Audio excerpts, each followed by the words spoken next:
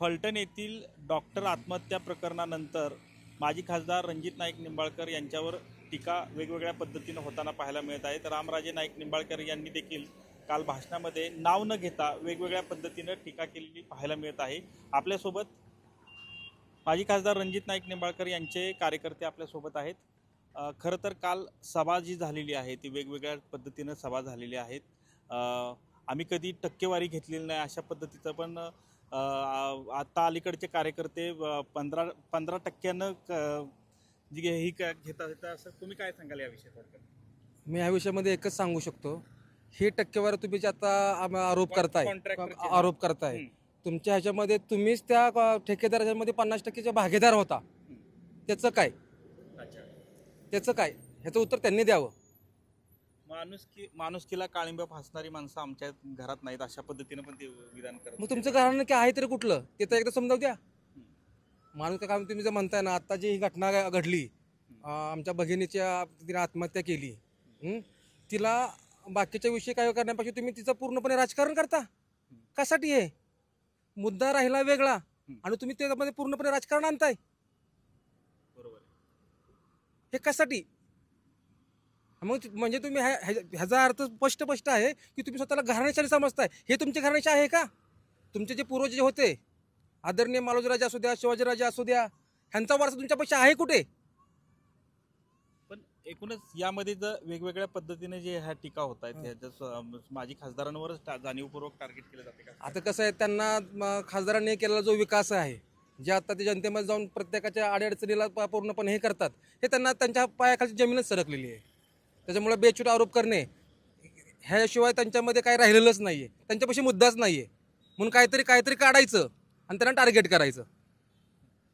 काल एक भाषण जे झालं रामराजे नाईक निंबाळकर यांनी, तर माझ्या नाईक निंबाळकर नावाचा ब्रँडचं वाटोळं केलं अशा पद्धतीचं त्यांनी एक विधान केलं. अहो, तुम्ही स्वतःला ओरिजिनल नाईक निंबाळकर नाही हे तुम्हाला किती वेळा सांगू? तुमचं ओरिजिनल नाईक निंबाळकर नाही, त्यामुळे तुमचा ब्रँड असूच शकत नाही. तुम्ही डुप्लिकेट आहात, त्यामुळे तुम्ही ओरिजिनल निंबाळकरच नाही, त्यामुळे ब्रँडचा विषयच येत नाही. ब्रँड एकच, रणजित दादा, आणि तेच खरे नाईक निंबाळकर. दुसरा एक विषय असा झालेला आहे की मयत डॉक्टरच्यामुळं फलटणमधली दहशत जी आहे ती समोर आली आणि यामुळंच आता आम्ही हॉस्पिटलच्या आवारात अर्धपुतळा उभारणार अशा पद्धतीचं एक प्रशासनानं नाही उभारलं तरी आम्ही स्वतःच्या खर्चानं उभारू अशा पद्धतीचं विधान करतो. अर्धपुतळ्याच्या बाबतीत माझा त्यांना विनंती आहे, जी श्रीमंत मालोजीराजांच्या नावाने बँक होती, त्या बँकेमध्ये एक तांबे नावाचे सदग्रस्त काम करत होते. या तांब्यांची काय अवस्था केली आणि कुणी केली आणि त्यांचा अंत कसा झाला? त्यांचा पुतळा बसवणार का याबद्दलही बोला. आणि पुतळा बसवणं हे करणं हे त्या महिला भगिनीला न्याय देणारी गोष्ट आहे का? सवंग लोकप्रियता, मी जिवंत आहे, माझं डोकं चालू आहे हे दाखवण्यासाठी आपण कुठल्या थराला चालला रामराजे? आपल्याला हे शोभतं का? आणि आपण ज्या नाईक निंबाळकर घराण्याचा वारसा सांगता त्या घराण्याने असं कधी वागलंय का? त्यामुळं माझं रामराजे साहेबांना विनंती आहे, आपलं वय झालंय हे सातत्याने दाखवून देऊ नका. आपल्या बोलण्यातनं आपले जो काय तिरस्कार तुम्ही करत आहात हे दाखवून देऊ नका.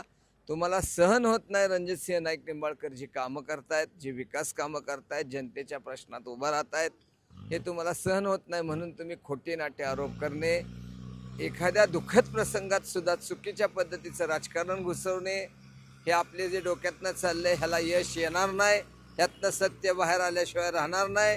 ह्या आत्महत्याचं खरं कारण, कोणामुळे डिप्रेशनमध्ये गेल्या महिला भगिनी आमच्या, त्यांच्याबाबत काय घडलं, त्यामध्ये काय होतं, प्रेम प्रकरण होतं का, दहशत होती का, काय होती? कुठंही खासदारांच्या पीएनचं कुठंही त्यांचं नाव नाही आहे. ना सुसाईड नोटमध्ये, ना हातावर लिहिलेल्या गोष्टीमध्ये, ना तक्रारीमध्ये. आणि त्यामध्ये एका रात्रीत कुठनं आलं, कुणाला पाकिटं दिली, कशी दिली आणि कसं राजकारण सुरू झालं हे जनतेला कळतंय. माणुसकीला काळिंबा फासणारे माणसं आमच्या घरामध्ये चालत नाहीत हे विधान बोलतायत. अहो, आम्हाला कशाला सांगता माणुसकीला काळिंबा फासणारी घराच्या बाबतीत? आपल्या घराण्याचा इतिहास बघा. खाली तालमीत कोणत्या युवराजाला, जो युवराज हाताने अशी पार वाकवत होता त्या युवराजाला विसाचा तांब्या कुणी दिला होता? व्यंकटेश राजे त्यांचं नाव आहे माझ्या माहितीप्रमाणे. त्यांना विषाचा तांब्या कुणी दिला होता आणि कुणी काळिमा फसला होता ह्याचा इतिहास काढायला भाग पाडू नका, हा आज मी त्यांना आपल्या निमित्ताने सांगायचं आहे. ह्याच मालोजीराजेंच्या घरामध्ये जे होते युवराज, त्यांना कोणी विषाचा तांब्या दिला?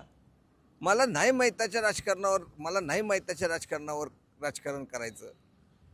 हे मयत आहे, कुणाच्याही घरातलं असू द्यात, पण त्याच्यावर राजकारण करणं हे महापाप आहे आणि ते महापाप रामराजे तुम्ही करत आहात. कॅमेरामन अभिजित विसेसह संतोष नालावडे, TV9 मराठी, फलटण, सातारा.